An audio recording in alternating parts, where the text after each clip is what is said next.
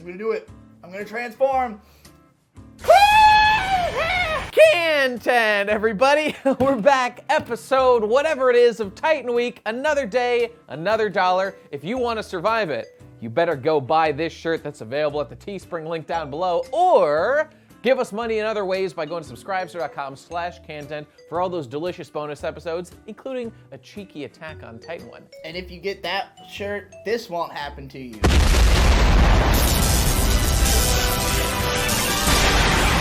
Run for your lives in Titan Week!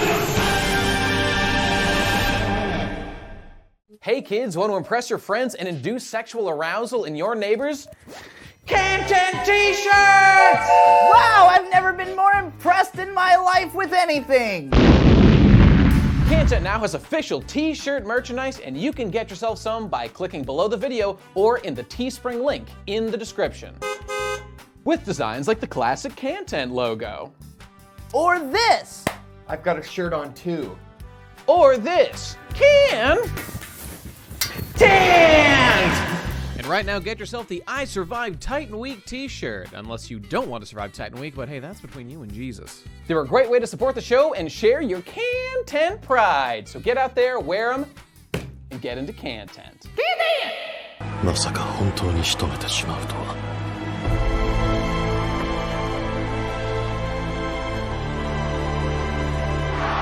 Imagine, if you will, an Attack on Titan episode that continued where the story left off last time. That being where Kenny looked like he was gonna die, but he hadn't died. Oh, well, okay. Great point. But right beforehand, we flashed back to his whole life.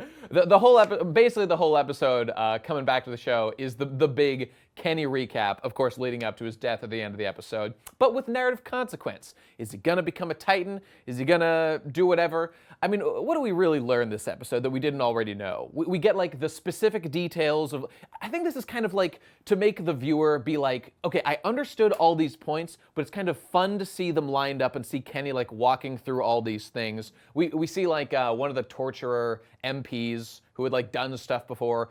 We meet Uri, like the old king before the new shitty guy took over, the one who was like enlightened and whatnot. So that relationship was pretty cool to see. There's this dichotomy they're going for of like Kenny, who only understands violence as an Ackerman with like a grudge against the royal family, and this like enlightened pacifist king Uri who understands things beyond what Kenny could possibly grasp. That guy, his whole thing is Kenny wanted to be like him because he's so compassionate and empathetic, and he was like, what would he thinks that if he gains the power that guy has, it might make him capable of that level of compassion. Indeed. But maybe it was really in his heart all along. He did raise that boy Levi after all to some degree, and he gives him the Titan shit. Like right before his death, he says like, I think I understood what that guy was like, why he was able to be the way he was, and then he does not turn into a Titan, which had been his goal, and gives it to Levi and dies. There are some things more important than power, and you might say the purpose of power is to protect all those things that are more important than power, such as the people you care about, and also not personally losing who you are as a human being in order to become like a mindless Titan just for a few more moments of sweet life, or things of this nature. So Kenny, I mean, as Levi, shows up, he had every opportunity to turn himself into a Titan if he wanted to. And just a point of order, or just to check, it's made pretty clear here that if Kenny had injected himself, he's like, I would be one of the dumb Titans. I wouldn't be like a Titan shifter with, my consciousness. And this thing has become a real hot potato, this syringe that's being passed around like Erwin's got it and Levi's got it now, and looks like it'll be pretty plot relevant in part 2 of season 3 here. So I'll just be keeping an eye on that they better explain. It's like that's got to be used at some critical plot relevant moment. And if that person doesn't also become a stupid Titan because it's convenient for the plot, I'm just going to be like, well, hang on, why did Kenny say he was going to be a stupid Titan if that wasn't the case, unless they just say that like Kenny was wrong, but then why introduce that in the first place? Look, I'm getting ahead of myself. We'll get there when we get there, and hopefully it'll be good. This This 3-episode stretch seemed like it was less trying to give us new information and more trying to like contextualize information we already had. Yeah. Emotionally, sort of. For Kenny, for sure, in that case. Yeah, and like setting up Kenny as the opposition to the king, I think if there was a point to this, it would be to show us that like this is the person who would have been the most likely to just murder him. Like, yeah, because he showed up to do that. He was going to kill the king. The Ackermans have a specific family grudge against them. Yeah. He gets stopped and the king spares him, and that's why he ends up working for him. He spares him after apologizing for, he says, like, your concerns are totally valid. Really sorry that my family, like, fucked yours over or whatever. That aspect of it is, it's not just to show us, like, the idea that the king was, like, compassionate or this or that, but just, I think more to show that even when someone like gets as close to the truth as they can and like has the opportunity, just like the personality of this person and the weird mysteriousness of this power keeps them kind of at bay or questioning. And like, so, you know, we already know that the person with the power, for whatever mysterious reason, doesn't stop the Titans. And now we know that people who get close to that person for less mysterious reasons don't stop the king either, in this case of this guy. So it's interesting to think that I guess because of the fact that the idea is that the king wanting humanity to be within the walls and attacked by Titans is peace in their mind. So, you know, this is a peaceful king as far as we can tell. It's just interesting to think that like each layer back, there's, you know, people are not stopping the problem because it seems like whoever's causing the problem is doing it for a reason at each step from their perspective. Now that we know this information about how these organizations were all structured and what their relationship was like, the kingdom would have gone on being a peaceful little world inside the kingdom like we saw at the beginning. Eren and his family were all pretty happy. And the only real tragedies that would happen, like it's true, if the wall ever broke, they'd all be fucked and it would be a nightmare, which is what happened. But it only happened because of who we now know to be outside forces of Bert and Reiner coming in to fuck with their little homogenized society or whatnot, their little stasis field. If that hadn't happened, they would have gone on relatively peacefully inside the world. I've mentioned this before that I think there should have been at the very start of the show more clarification on what the world had been like before this attack. It must be intentional that they haven't told us that. At least I would think so. Because the whole memory wipe of like 100 years ago, like now we know that's an active plot point. They intentionally did not tell us like anything going on. The king specifically wiped all the memories of what happened before. So I think once we find out, and this seems to be implied to be what's in the basement, these facts, this information, which is where we're going now. I like how 2 episodes from the end of the season, they were like, maybe we should start worrying about the basement. Yeah. But it still seems like a far off dream at this point. I'm guessing we're gonna get there at the second half of season 3. We've got to be. Well, at the beginning of season 3, we saw the whole ocean thing. Yeah. I'm just saying, if the goal is to get there by the end of season 3, we've got to get to the wall and beyond it before too long. But I mean, maybe that's season 4 or something. I don't fucking know. But so episode 1 was mostly about Kenny. It was pretty good. Wrapped up his character. He kind of feels like the what's that dog character from The Simpsons who's the big meme? Poochie? Like the Poochie, Kenny returned to his home planet because he never really belonged in the narrative. He feels a little bit like the special boy who got added like late in the game. I don't dislike him, but he just came out of nowhere as like such an overwhelming force in the narrative. But he wrapped that up, and his legacy is this little syringe that'll probably be plot relevant. As well as, I guess, the little sweet backstory of like him taking in Levi and having him with him at his final moments, like telling him like, I'm your uncle. I'm answering your questions about this. I came back once I made good in my life. I found a path. I wanted to protect the king because I respected this man. Like, I now had money. I could take care of my sister. He found her in like the whorehouse she was working, but it was too late for her. But at least he could take care of Levi, her living legacy. So, you know, a little sweet moment at the end of Kenny's arc here. But getting on to the next episode, I believe, begin. Kenny, a man who, by the way, at one point mentions to his military recruits, I've killed so many military police officers, it's boring now. He says this to the military police. Yeah. Who are now going to be working under him. Is this the mark of a reformed criminal? Or is this like when you kill enough people, you just ascend? Right. And you can't, I don't know, I guess you're a better person for it. I don't know. Well, let the scholars judge that one. Episode 2, though, we begin with the coronation. Queen Historia. Oh, she looks beautiful. She does look beautiful. She's nice looking princess great. braid. It's a really Yass Queen moment for all of us, in every sense of the word. And she's flirting with Eren now, and Mikasa's not about it. Some great little edits of Mikasa. You commented, possibly for the first time, being like actively jealous, clearly, of a romance. We've seen her very protective of Eren the whole time. I don't think we've ever seen her like mad that he was talking to somebody else. Where it was explicit. In these it's like, and I point that out just because like Mikasa's attraction to Eren does seem like somewhat romantic, but it's never really been suggested that it's like about the romance so much as just like protecting him. She just like needs him like a fish needs water, that kind of thing. So seeing like that she actually like there are more lines than just his livelihood that she's worried about. She doesn't want to get cucked. She's not about that cuck life. No, definitely not. No. So I can respect her more for having like kind of more of a fleshed out personality, not just like a literal automaton who'll do whatever Eren says.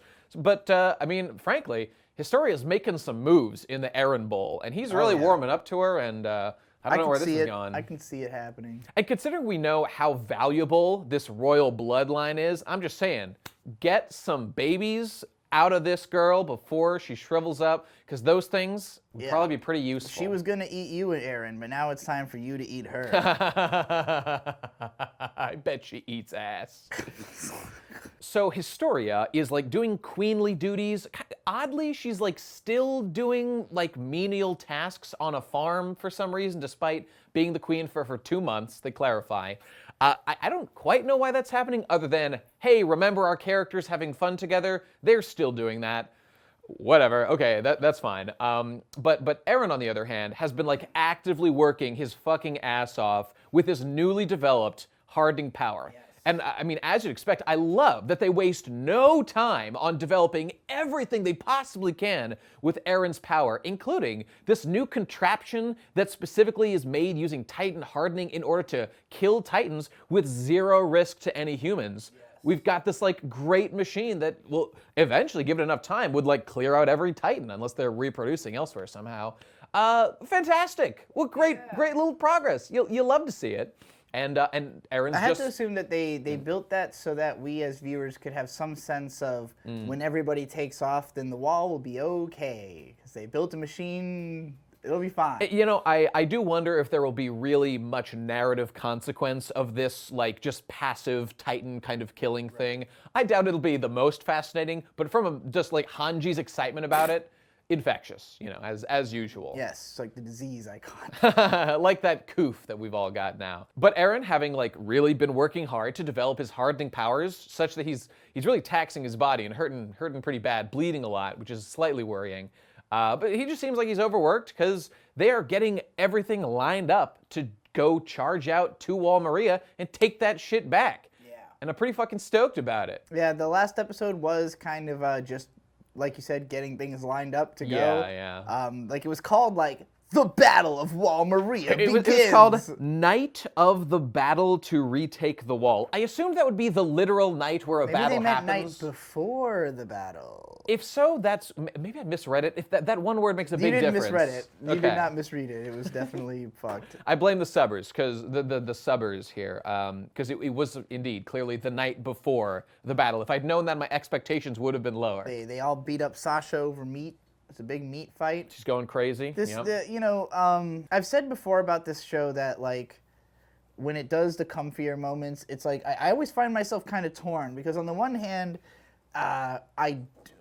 as I said, these characters are not so like great or have such amazing chemistry that just watching them is actually entertaining that much. Yeah. It's more to kind of remind you of the humanity of the characters. Like, you know, I appreciate narratively the importance of seeing them like fuck around and have some levity and like bond a little bit, show us their connections, and like even if they don't have like super interesting conversations or whatever, like their friendship is not endearing in and of like being fun people to watch. But it is interesting in the sense that like they're all soldiers who are tasked to fight together. It's more like a workplace buddies with a really strong bond. You know? And because they've been through some shit. And I appreciate the way that is portrayed. That the characters, it's not that they're friendly towards each other. It's not that they're all like, hey buddy, you're my best friend. No, you're my best friend. No, they squabble and like, you know, act like whatever. Jean and Eren punch each other a bunch. You know? Exactly. Hey, they're bros. This is what they do. This is how they communicate.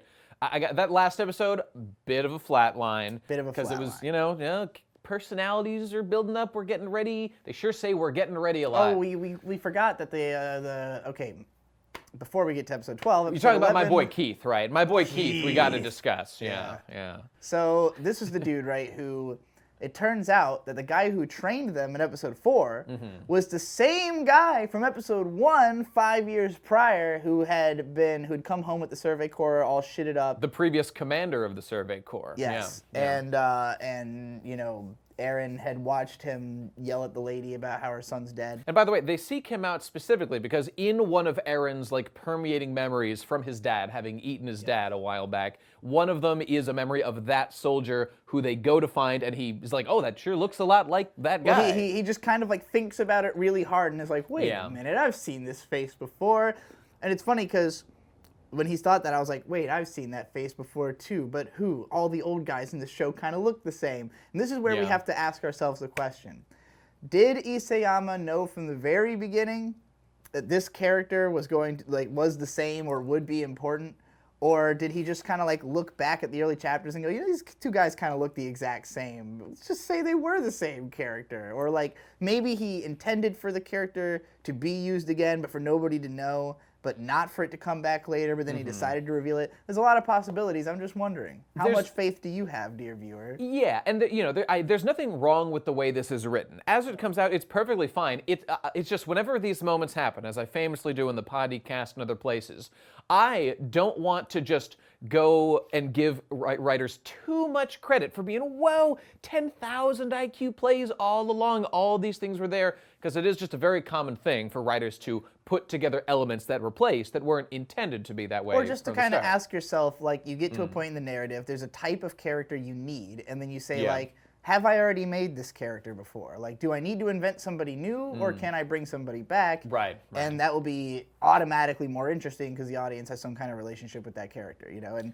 in this case, it was particularly 4D chess because we're bringing back a character who had only been in episodes 1 and 4, and presented as two different people at the time. Yeah. So it was very interesting to see them be like, oh, not only were those the same guy, but he's back. And he had the famous potato scene with Sasha. We all know that guy. Legendary. The guy who I had just thought was Pixis when he showed up. Distinct. Well, so they seek him out, and they basically ask, so based on these memories, we know that you knew, you know, my dad, Grisha. Yeah. Is there any information you can give us that's useful? And he basically just tells them the story. He's the commandant of the training corps. You know, that's how we all know him from. But he just regales them with this tale of how, like, yeah, I'm actually the one. I was on the Survey Corps, and you know, he became the commander later of the Survey Corps before Levi before Erwin took over. I just found this dude, your dad, out in the middle, outside the furthest wall back when we lived out there. He had no memory.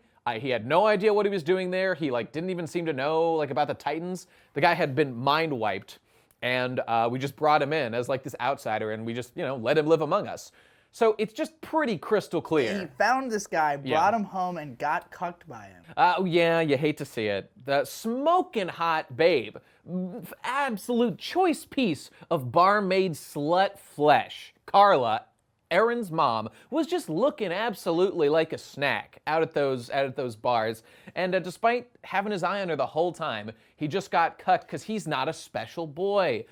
Grisha is a special boy. He has this weird complex about how he's not special and not because of the fact that Erwin's always doing way better. Erwin's survey troop has had no casualties. This guy, every time he comes back, people are dead, and he's fine. And so everybody's like, he just gets like this whole, oh, I'm not special or cool, I can't do things, but like at the same time constantly dedicated to trying to be special or cool and failing. And then you know, she just gives him what for when Eren's mom's like, you know, you don't gotta be special and cool. My son's fine. He's just a baby. And the guy's like, oh. The scene where, you know, he's I forget exactly what it was, but like Carla says something along the lines of, you know, I forget whatever it was. It was this guy Kieth says to Carla, like, you should be ashamed of yourself for gives her not the- wanting to be super special. He gives I her the wanna be greatest super fucking special. incel tear of all time. Just like Yeah, literally all of yeah. his rage at her for, you know, for A, not getting with him, and B, Yeah. being like a, I don't know, he basically calls her normie. Well, because he's a Survey Corps member. Their whole goal, he says since he was born, he felt constrained by the walls. Totally natural feeling, but he really lays it on to these people pretty harshly for just trying to be comfortable in their lives. Which is, you know, arguably, you know, you can criticize people for not having an adventurous, imaginative spirit, but she's just she's a mom to her core. She's like, I just want my baby to be safe, man.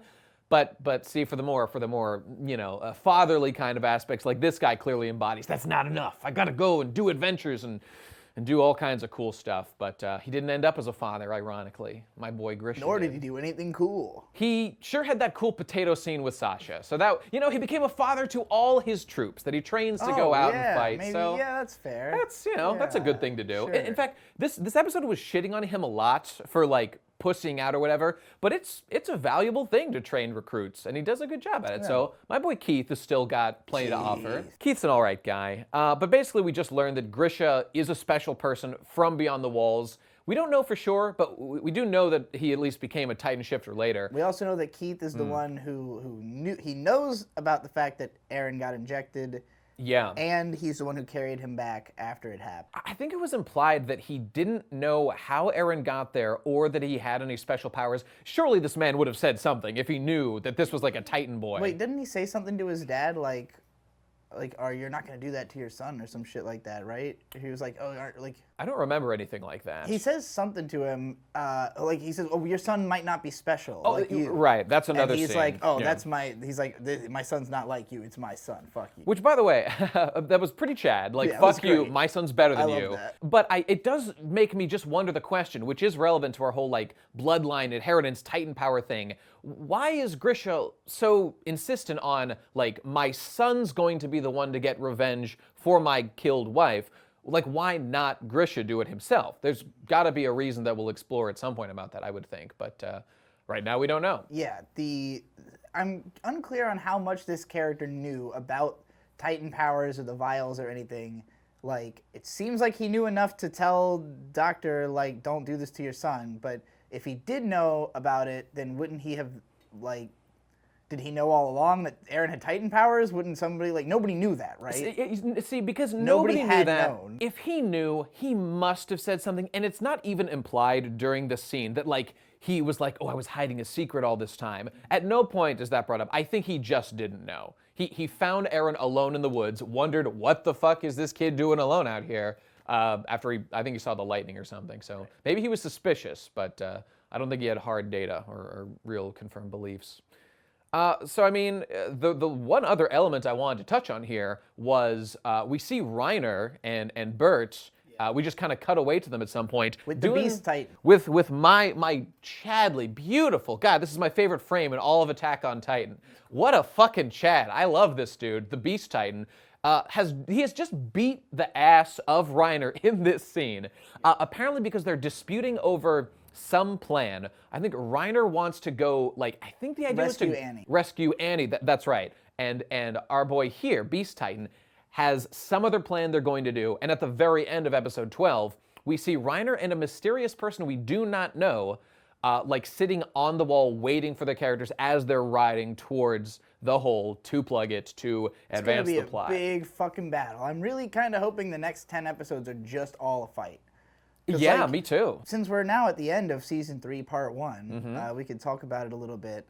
I don't know, like, if season 3 is better viewed holistically, but like these 12 episodes, there was intrigue in here. We got a lot of answers. We got a lot of like fleshing out of stuff. I did think some of the answers came too easily and too quickly, where like literally stuff that we've been asking about all along is just explained. You know, characters just say it and then they say it again a lot of the time. And also the fact that, like, in the first season, what kept the pacing working throughout, like, the middle episodes was the fact that it was just, like, basically 2 huge battles. Like, the whole fucking first season, aside from the first 3 or 4 episodes.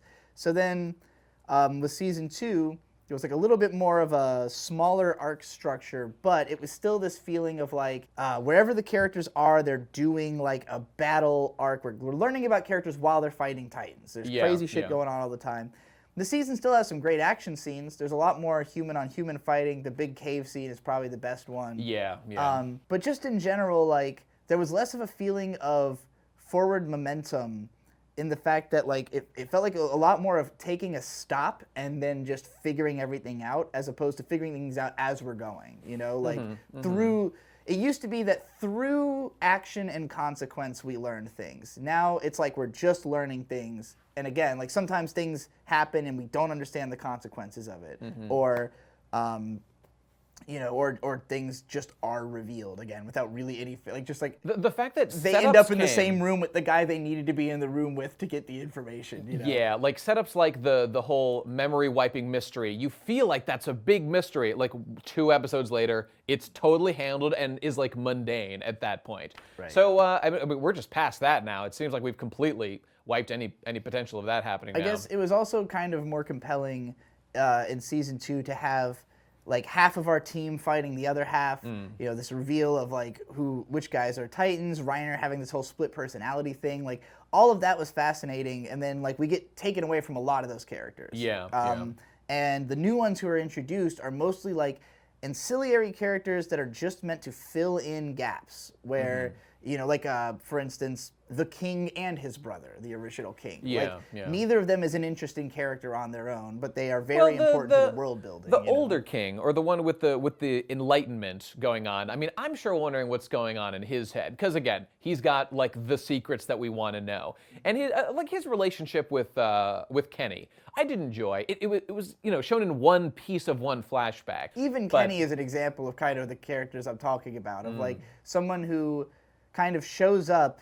And we're not really looking at them as a character in and of themselves, but in terms of their relationships to other people. Like he matters because he's Levi. He's the Levi backstory villain, right? Kind Exactly. Of guy. So if it weren't for his relevance to Levi, we just wouldn't care about him. And I think that's true of like a lot of the new stuff that happens here. Is that it's like obviously side characters, lots of just like old guys who are around for a little bit. You know. I kind of like some of those characters, like son of Merchant Guy That's who got assassinated. Example. That guy wasn't super important, but he reminds me a bit of my man Pastor Nick. Long may he rest in peace, and I know he will. Who didn't do much, but the little things that he did do made a difference and resonated with me and were like strong character traits, despite looking like not an impressive character whatsoever.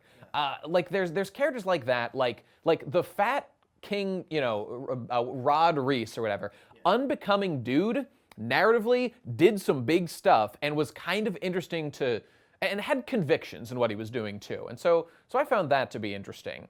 You know what, sorry, just one side point here. There was I mentioned this last episode, I think, but I wanted to touch on it because Kenny in this batch of episodes comments at one point how he needs to inject himself with the serum if he wants to become a Titan in the right way because he doesn't want to fuck it up like the king did to become a weird monster man, implying it was in fact the way that he consumed the goop that made him all fucked up. At least according to Kenny's theory. Which again, we don't know, but like you can kind of take character statements like that as maybe the author trying to confirm something. You know, it's up for debate, of course, but I appreciated them at least addressing that a little bit. Yeah, it could be that he's correct, or it could just be that this was his excuse to not do it. He didn't do it, Yeah, because he did choose to die, because he didn't want to be a monster man, I guess. But you know, I felt a good sense of progress, satisfying to watch the characters grow.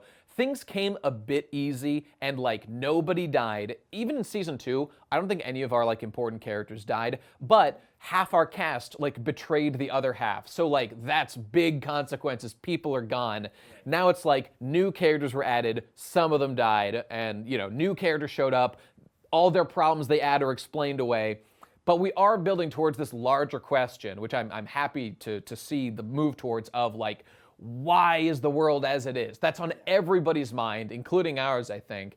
And so it's been pretty satisfying on delivering on that. So now that we're in new territory completely for me, I'm really excited to see where it goes and how it handles things. It feels like it's entering its last leg, you know? Yeah. And it is, obviously, since There's only 26 episodes left, I guess, in total. Though everybody keeps saying there's no way they can adapt the full story, which, by the way, has like something like 3 chapters left, like in real time still to come out. So the story is not totally out yet, even if they like told the, you know, the animators, the company producing the anime about it. The speculation is they've got to do like something to just add that last little bit of the story, and everybody's hoping for like a movie. That would be like the perfect way to end it, because they've said final season like 10 times. There could be a final season part 2, or there could be a movie or like something. And again, none of this is confirmed. It would be perfect. Nobody wants like a rushed ending where they cram all the details at the end. I've been told by reliable sources, like Hiding in Public and people I know who are reading it, that like it would be an absolute shame to cram it all into the number of episodes that remain. So, I mean, we'll be there seeing it with you folks when we get there. Find out. We're almost at the end of Titan Week, just 2 more days as Holy as we blast through the end of season 3 here, and then we'll be right with you folks watching that good shit. Big. If you want to be big, go to Teespring and survive Titan Week wearing this shirt.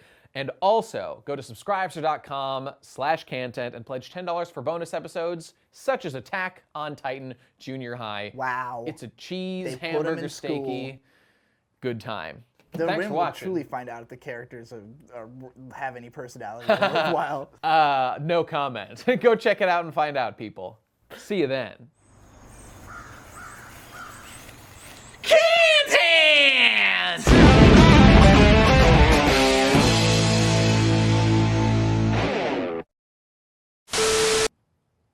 Excellent. Indeed, it's true. Although what actually happens in the animation is that we go sicko mode, which I think is an appealing output, really. Include this at the end. No, don't let them see my shame.